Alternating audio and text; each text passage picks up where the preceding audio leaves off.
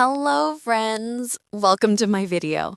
What you're seeing right now is the final nail design from my latest project. So here's the story. A few days ago, one of my close friends came over and asked me to do a circus-themed nail set for fall and Halloween. So let's go step by step and see how all these little details came to life.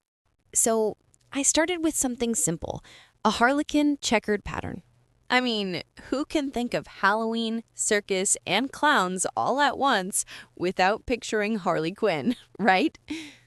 You know, painting checkers is one of those things that looks simple, but getting those tiny squares clean and even, not as easy as it seems.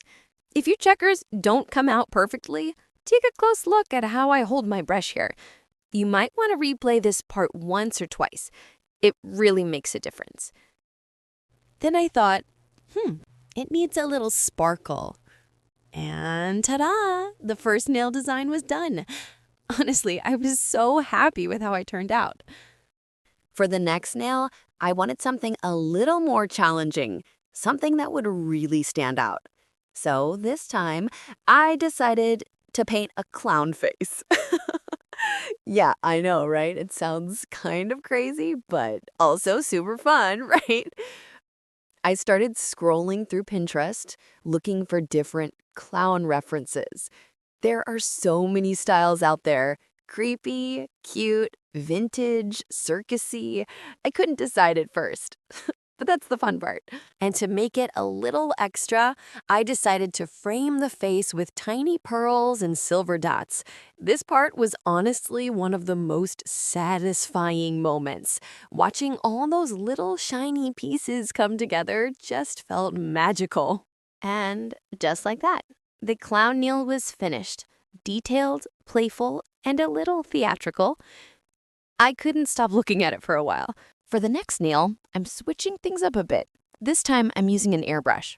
And quick reminder, before you cure your UV gel, always clean around the nail with a little acetone. I wanted this one to look like it had a piercing, something a bit edgy and cool. I didn't have any silver beads, so I used a white one instead and just painted it with silver gel polish.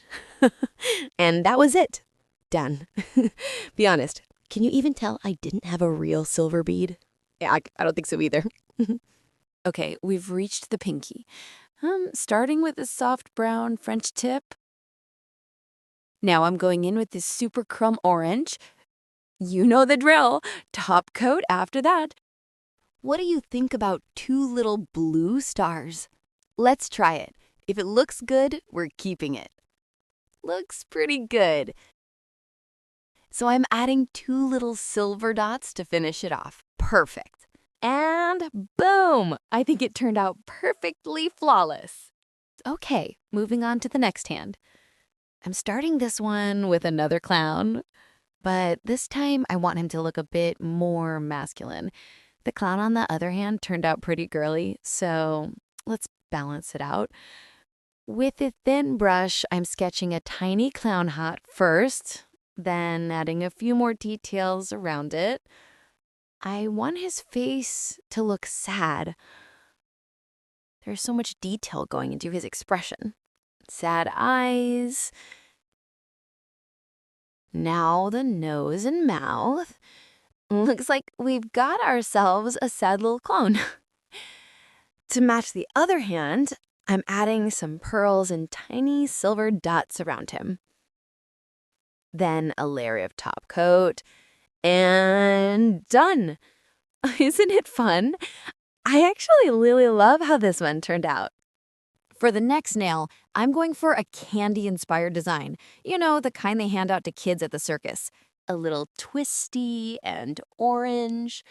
Now, right in the center, I'm adding a raised red star. Guess what I used to make it pop? Builder gel. In my experience, it's the easiest and fastest way to get that perfect little 3D effect.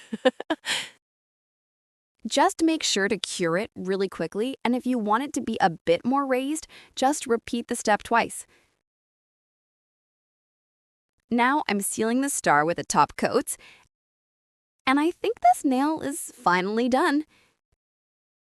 For this next nail, I was actually thinking about the manga Uzumaki. Have you read it? If not, it's basically about being terrified of spirals. Yep, spirals. So, with a thin brush and some silver gel, I'm trying to paint really clean, perfect spirals. And there it is, a shiny, slightly creepy little Uzumaki nail. For the last nail, I was thinking about playing cards, the kind magicians use for tricks. I start slowly, step by step, painting the base of the cards across the nails. I feel like the ace of spades fits perfectly here. Then I seal it with a top coat. But wait, this one feels a bit different from the others. So I'm adding a tiny silver star next to it just to tie everything together. And done.